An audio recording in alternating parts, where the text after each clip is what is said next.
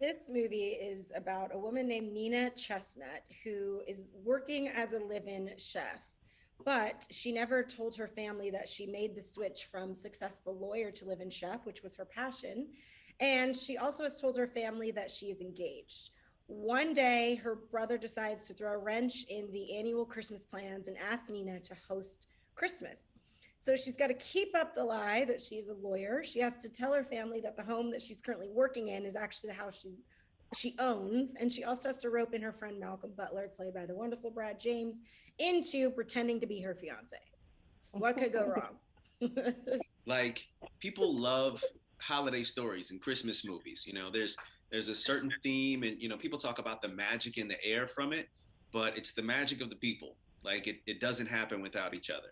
And for all the hijinks that this story goes through, um, what you have throughout the story is family. And and a real layered family where everything isn't perfect or everything isn't laid out the way you think it should be. And that's probably the lesson that's in this story, is that it doesn't have to be. And I love that you bring up family because that's a good segue into my next question. Because from what I understand, most Christmas movies are shot in the summertime. Working on this movie, it was very hot outside. We wore a lot of turtlenecks, a lot of coats and sweaters and all of that, hats. But what made the jump from work life in this sense was work was so much fun.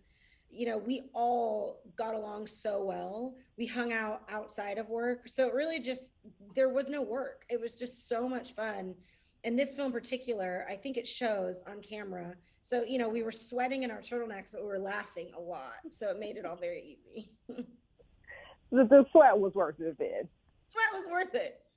It's always a sacrifice. Being in the business, certainly lends its ear to a perspective that understands why. But leaving your loved ones, it's always a sacrifice. That's why you really have to love what you do when you get into the business of entertaining other people.